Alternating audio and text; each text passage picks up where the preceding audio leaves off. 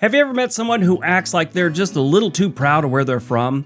You know the type, they brag about the state's pizza, weather, or how their air is somehow cleaner than yours. Well, imagine that energy put on blast and spread across the entire state's population. In today's video, we're diving into 10 states that walk around like they invented America, cured traffic, and lead the country in fashion, music, and everything else. These aren't just proud places, they're smug, confident, and totally convinced that the rest of the country is just background players.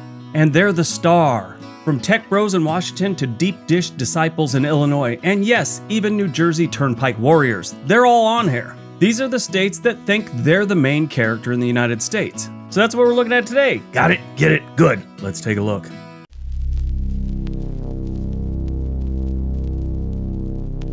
Number 10, Colorado. Health nuts with God complexes. Colorado is that person who shows up at a potluck with a vegan hot dog salad, then shames you for bringing nachos with meat. This state is fit, literally and figuratively. Hiking, practically a requirement. Skiing, more common than walking in some months. But what really fuels Colorado's superiority complex is its lifestyle. The entire state seems to be engineered for peak Instagrammability.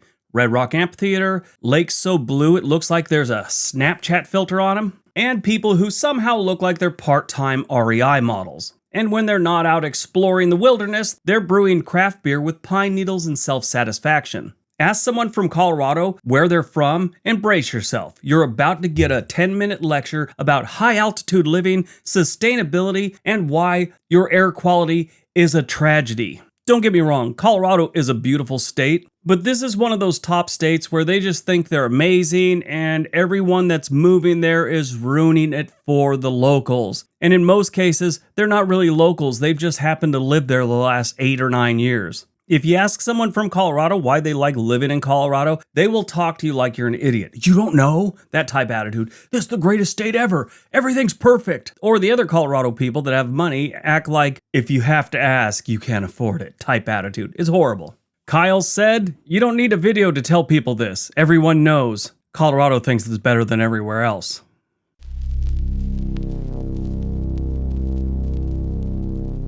Number 9, Massachusetts. America's Ivy League gatekeeper. Massachusetts is that friend who constantly reminds you that they went to school in Boston. Then they casually name drop Harvard without blinking. This state thrives on prestige. It is the land of Paul Revere lobster rolls and more smug colonial reenactments than you knew possible.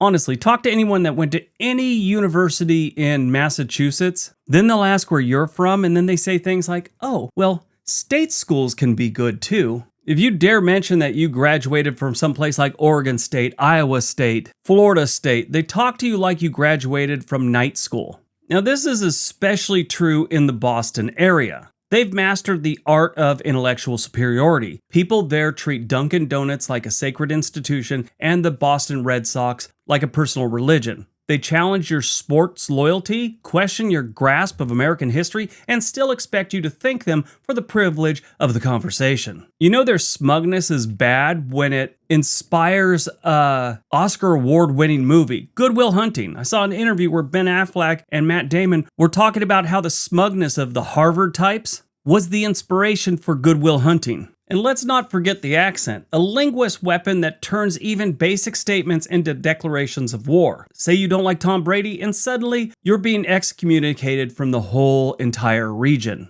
Subscriber Jerry said, lived in Boston for 10 years. Talking to these a-holes is challenging and nauseating all at the same time.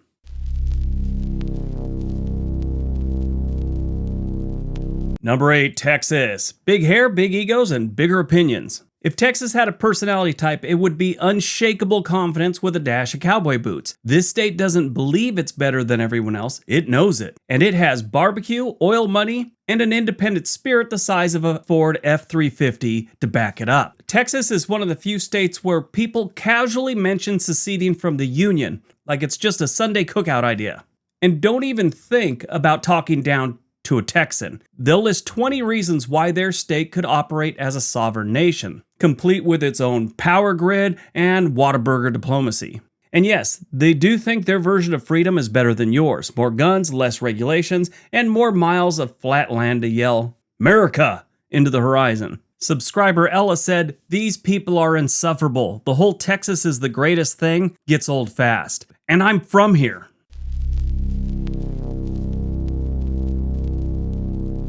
Number 7, California, the cult leader of trendiness. California thinks it's the life coach, and the rest of America is just confused and outdated. This is a state that brought yoga into the mainstream, $17 smoothies, gluten-free everything, and the phrase manifest your reality. Californians aren't just proud of their lifestyle, they're evangelical about it. There's an unspoken attitude that anything happening in California will eventually be copied by everyone else. Tech, they made it cool. Film, they invented it. Not really, but they think they did. Plastic surgery, you're welcome. And if you question any of this, you'll get a smile, a namaste, and a look that says, you poor Midwestern soul. In the South, they use bless your heart, but in California, they just give you this look like, oh, you poor dear. But beneath the sunshine and the juice cleanses, there's a deep belief that California is the cultural trendsetter. Everyone else is just catching up, slowly, awkwardly, with way too much dairy. Now, as a Californian, I will tell you this is very much a thing. Growing up, always within a mile of the beach in Southern California, I felt that everything outside of California was a wasteland of people that dress funny, listen to bad music, and overall were a little inferior. Yeah, that's how you're raised in California. Sure, there's some good people there, but a majority of us have a little bit of that in us. Yeah, it's rude, it's wrong, but every state's got something like that.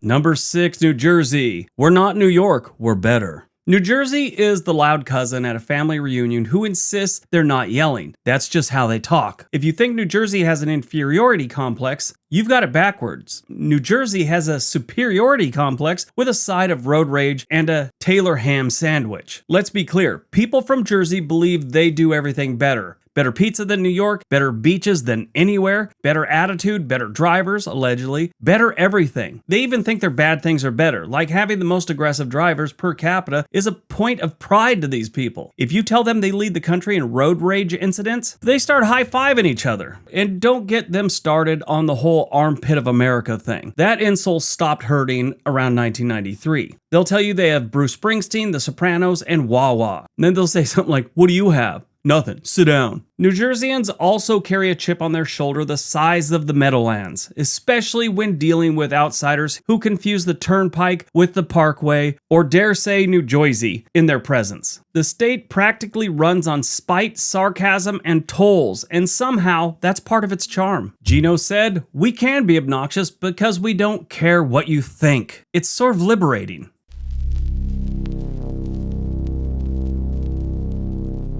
Number 5, Washington, where coffee, code, and condescension meet. Washington doesn't scream superiority, it quietly sips a fair trade oat milk latte and judges you. Seattle in particular has mastered the art of passive smug. It's a place where people wear $200 rain jackets that look like garbage bags. They use apps to track their kale consumption and insist they discovered a band you've never heard of. Tech people from Microsoft and Amazon live side by side with grunge purists and environmental crusaders. They're united in one belief: the rest of the country is doing it wrong. Too much waste, too little rain, and don't dare get them started on plastic straws. Washingtonians will out-coffee snob you, out-hike you, and out-liberal you, unless you're from Portland. All without raising their voice above the sound of Bon Iver playing on vinyl. The state is almost two states entirely, though. You've got the eastern side, and you've got the western side. The western side has Seattle and all the big cities. Then the eastern side is smaller cities, small towns, and rural areas. The eastern side has their own mental baggage that they can't get past the fact that Seattle gets all the attention. I get emails and stuff like that. How come you only talk about Seattle and Tacoma and you never talk about concrete Washington, Briggs? Or one of my favorite emails I ever got about Washington was a guy that said, I've watched all your videos. There's over 1,000 of them, which there's about 1,300 right now. And he said, how come you never talk about Wilbur, Washington?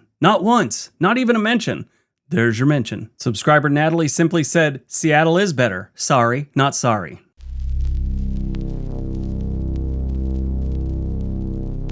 Number 4, Illinois, the state that thinks it's just Chicago. Illinois suffers from a mild case of delusion. It thinks it's one giant version of Chicago. In reality, it is cornfields and a very loud, proud, and a very self-important city attached on top of it. And Chicago doesn't just think it's better than the rest of Illinois, it thinks it's better than everywhere. Want to talk pizza? Chicagoans will tell you that theirs is the best, even though it's basically lasagna in a bread bowl. Sports? They're loyal through the years of heartbreak because that's what real fans do. Crime? Oh, that's just sensationalized. Unless you're from out of town, then you should never walk alone anywhere. Ever. Meanwhile, Springfield is busy cosplaying as a functional capital, and the rest of the state is wondering why no one ever remembers they exist. They only know about Chicago. Leo said, Chicago is a big city with better everything but ocean views. Now, I will tell you, we're talking about the states on this, but most of the comments I got are about the cities. It's weird.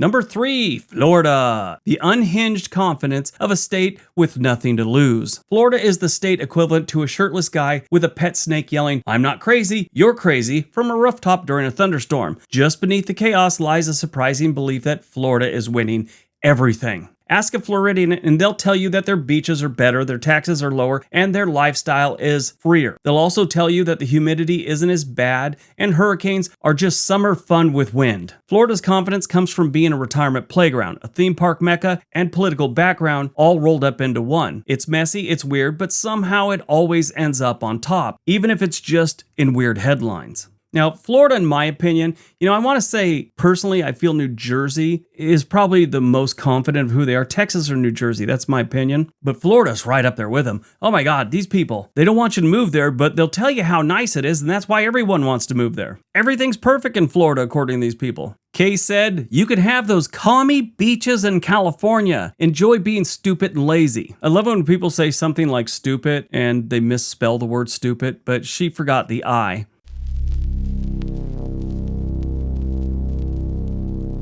Number 2, New York. We're not arrogant, we're just right. New Yorkers believe that they live in the center of the universe, and honestly, they've got receipts. Wall Street, Broadway, Times Square, pizza that has been blessed by the ghost of Italian immigrants. New York thinks of itself as the alpha and omega of civilization. But the real attitude comes from the people. They walk fast, they talk fast, and they roll their eyes harder than anyone else in the country. Ask for directions, and you might get some help, but you'll also get a 5-minute rant on how the subway used to be better before the last 3 mayors. The confidence in the state and the people of New York are incredible. There's a lot of history, there's a lot of great things about New York, and every single one of the people clings on to those achievements and that greatness as something they were personally responsible for. Wall Street? Yeah, I came up with Wall Street back a couple years ago. The pizza? I first made it in my apartment in Brooklyn. No, not just this style of pizza, all pizza. That's how their mentality is. But New York pride isn't limited to New York City. Even upstate New Yorkers act like they live in a land of enlightenment, just with better air quality and fewer rats. Megan said, we should be arrogant and feel superior. It's New York, baby. All right, before we get to number 1, if you have not subscribed to our channel on this day, we'd really appreciate it if you did. All the profits to that channel go to classrooms across the country. There's a link down below. All right, on to number 1.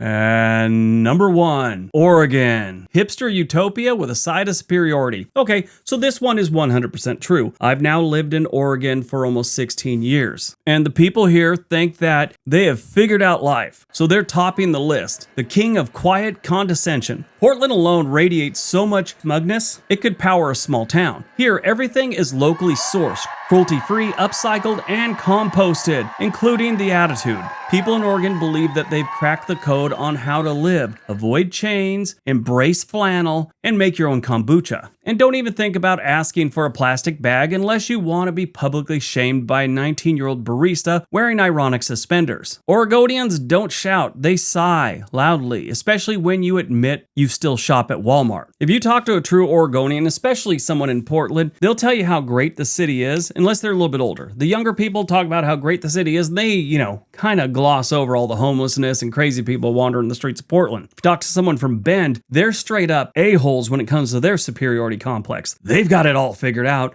and the rest of the country is just doing it wrong. In my opinion, what I've experienced of people from Portland and Oregon, they don't care about your politics. They just like theirs, and they think theirs is better than yours. But they also have a strong feeling that you should believe whatever you want. It's really strange. I go to states all the time, I go to cities all the time, and it's a weird thing here, in especially the Portland area. They don't have a superiority complex about their politics. They just feel that's right for them, and whatever you're doing is right for you. It's really strange. Sky said, "We get it, you don't, and don't come here till you do."